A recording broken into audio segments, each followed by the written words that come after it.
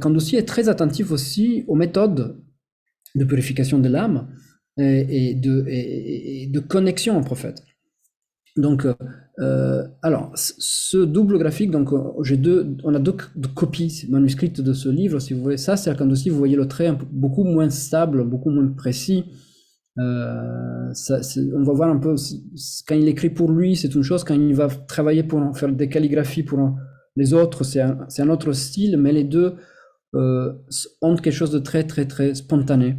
Donc, à gauche, par contre, c'est une copie effectuée par un de ses disciples, qui a recopié ce texte, mais il n'a pas seulement recopié, c'était 3 ans avant la mort de Kandoussi.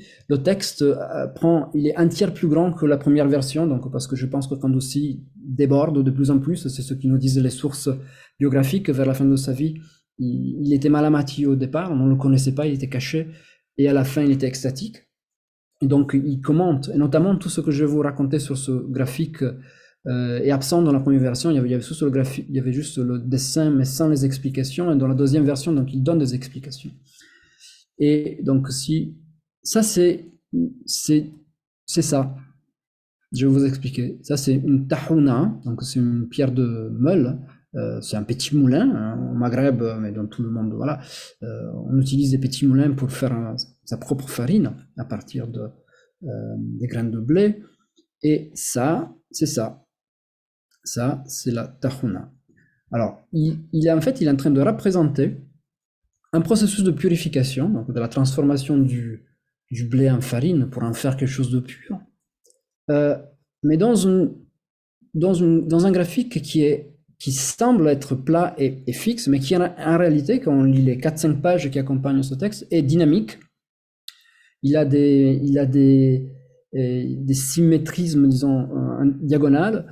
Et en fait, c'est une projection plane de quelque chose, d'une réalité qui est sur plusieurs niveaux. Je vais vous expliquer. Donc, ici, le processus est le suivant. Il est en train de nous dire que à partir des masharib à la Qur'an, donc des boissons entre guillemets, mais qui sont en fait les réalités essentielles de tous les êtres créés, min al-unsur al-muhammadi, à partir de l'élément muhammadien lui-même, descendent en fait les inspirations, descendent des inspirations. Et vous avez donc ici le cœur de l'homme, finalement. Le lieu, la meule, hein, le moulin, si vous voulez, c'est le cœur de l'homme, circulaire, hein, Beit fil qalb, une maison dans le cœur. Le cœur de l'homme a deux orientations. Donc, il a une orientation verticale qui est tournée vers le royaume céleste et une orientation, une deuxième porte, c'est al-qalb, c'est un qalib qui yataqallab, ça c'est connu en arabe, c'est un contenant qui peut être renversé en fait, donc il faut le préserver dans sa juste orientation. Il y a également une porte vers le monde terrestre. Mais les inspirations descendent du haut. C'est relié en fait à ce point mohammadien qu'on a vu de haut. Il faut s'imaginer la coupole là qui surplombe en fait ce plan-là. Et donc, qu'est-ce qui se passe? On a ce personnage-là, c'est l'ange de l'inspiration, Malak al-Ilham, qui va suggérer des choses, à la personne, et qui donc va faire surtout son travail. Il nous dit, vous voyez ici cette balance, c'est la mizan, c'est la balance en fait de la charia et de la haqiqa. Donc toute inspiration doit être sopesée dans la balance de la réalité spirituelle, de la loi bien évidemment tout d'abord, mais également de la réalité spirituelle des choses. Et si c'est quelque chose de positif, l'ange va pousser l'homme à faire entrer ces grains-là en fait dans la tahuna, donc dans la pierre de meule, et afin que ça soit écrasé, donc purifié, parce que le processus il appelle tatahir et tatdiq, et donc pour à la fin faire remonter cela jusqu'au ciel, à la source, à l'origine mohammedienne. Vous voyez, ça c'est la couleur verte liée au prophète. Et tout cela donc est entouré par deux cadres. Le premier, donc, il appelle Da'ira Aduratul Baïda. Donc ça, c'est le cercle, même si c'est carré, il appelle ça cercle, de la perle blanche, qui est une des hypostases de la réalité mohammedienne. Et ici, c'est un niveau un peu inférieur de la réalité mohammedienne, du prophète, qui est le niveau du trône mohammédien. Tout est image du prophète chez lui, hein. Nous-mêmes et toutes choses, mais on est plus proche, disons, on est plus proche de la terre, si vous voulez. Et ça, le cercle, c'est le cœur, mais qui en même temps, c'est cette pierre de Meule qui tourne. Et elle tourne parce que elle a donc cet axe-là qui est animé par l'ange, disons le pivot, hein, le bâton, est animé, qui s'appelle Qutb, est animé par ce personnage qui est l'ange de l'inspiration. Donc, le problème, c'est que on n'est pas seul dans ce monde. On a des personnages qui vont essayer de s'emparer de la pierre, du moulin, pour le faire tourner à l'envers. Il nous dit que ce moulin a 100 dents, 100 crans. Et bien évidemment, ça, c'est une représentation de Iblis, le diable. Avec son dard, il essaye de piquer le mouvement, disons, du mécanisme pour le faire tourner de l'autre côté.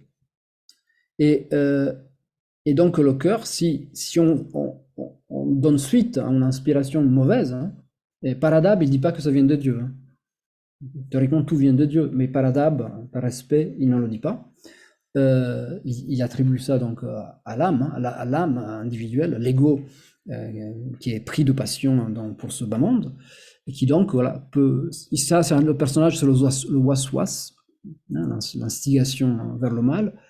Et tout cela, si les deux s'emparent du cœur, donc ils vont produire une farine, il utilise des termes très très sombres de ténèbres, qui va donc créer Dar Dunya, la demeure de ce bas monde. Alors que si c'est l'ange de l'ilham qui gagne, en quelque sorte, nous allons produire, c'est quoi le pain qu'on va cuire à la fin, c'est Dar al-Jinan, les paradis. Les paradis. Et ici, à droite, à gauche, vous avez l'ange de la droite et l'ange de la gauche, qui sont là pour noter, en fait, quelle partie a gagné. Et après, donc, Kandouci, il va rentrer plus dans le détail, disons, initiatique, en disant qu'il faut faire extrêmement attention, là c'est un rappel profond, au fonctionnement et au nettoyage. Il parle de ça, de ce petit moulin, hein, qui est notre cœur, parce qu'il doit tourner en permanence. Il doit tourner en permanence. Et si on ne le fait pas tourner, il s'encrasse, et après il faut le nettoyer au burin. Il a un langage très, très, très, très concret, hein. Et donc il faut il faut le buriner pour le nettoyer. Et comment on fait cela? Ben, c'est par 100 fois, il dit le matin, l'istighfar, la demande de pardon, 100 fois la shahada, et chaque fois avec Muhammad Rasulullah, la ilaha illallah Muhammad Rasulullah, et 100 fois la prière sur le prophète, matin et soir. Ces trois éléments de la demande de pardon, l'attestation de l'unicité divine et la prière sur le prophète comme méthode, en fait, c'est ça qui fait tourner cette pierre. Et il nous dit finalement qu'il soit en fait un rahwi, c'est celui qui actionne, en fait, qui fait tourner le moulin, un meunier, en fait, hein, parmi les meuniers spirituels du monde céleste,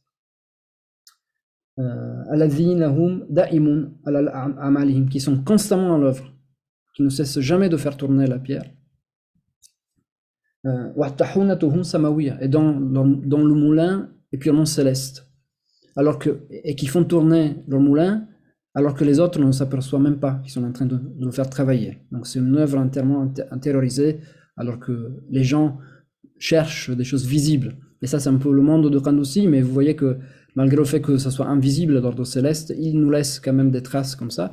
Et ce qui est aussi très intéressant, il rajoute ici, il dit que ce mithal, hein, ce symbole, hein, ce dessin qui est symbolique, yaqtadi talwih al-ishara, il permet de faire jaillir un enseignement, disons, symbolique, hein, spirituel, un lucif, Mais la haqiqa, mais la réalité de tout cela que je viens de vous raconter est différente de ce qui est représenté. Donc il y a quand même une conscience, pas des limites, mais disons du mécanisme du dessin symbolique qui n'est pas lui-même une représentation réaliste hein, de ce qui se passe vraiment, mais c'est juste pour permettre à l'allusion spirituelle du maître de pouvoir être transmise. On n'en a pas beaucoup, il y a quelque chose chez Ibn Arabi, mais comme ça, dans un dessin qui est en réalité très dynamique comme celui-là, je ne suis pas un expert, mais c'est assez précieux. Donc ça, c'est une façon qu'il avait de représenter l'œuvre initiatique et tout cela est vraiment connecté ici par ce bâton vert, ce qutb, ce pôle vert jusqu'à l'Unsur al-Muhammadi. Ça, c'est un aspect de son enseignement. Mais ce qui est toujours très touchant chez Kanouzi, c'est que c'est toujours dans un lien d'amour, de pratique, de purification, avec des images, des symboles très, très concrets. Une pierre de meule, ses engrenages qui peuvent s'encrasser, avec de la fumée, de la suie qui coule, noire. C'est des choses, voilà, ça vient du fait qu'on a laissé pénétrer dans notre cœur, en fait, des éléments impurs. Donc voilà, ça c'est du concret. Euh, C'est ça qui est fort, c'est un peu les deux côtés très, voilà. Et en même temps, cette carte qu'il nous a montrée, c'est une carte dynamique, c'est un combat. Je ne l'ai pas dit, mais il y avait aussi une partie, j'ai oublié de le dire.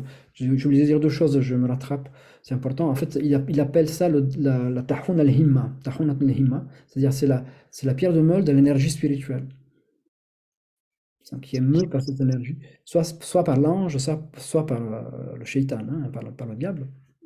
Et la nafs subit cela, donc le cœur, c'est le cœur qui s'est fait séduire par ce bas monde.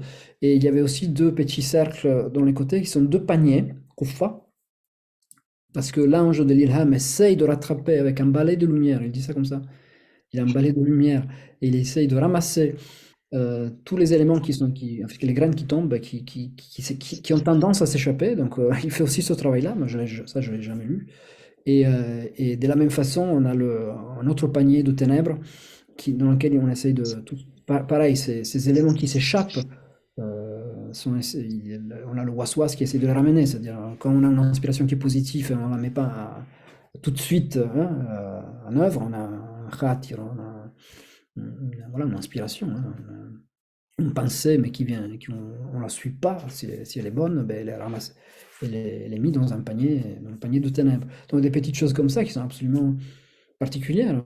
C'est dynamique, hein, c'est une espèce de carte, un mouvement, bien qu'elle soit rattachée à l'élément mohammédien, comme on dit.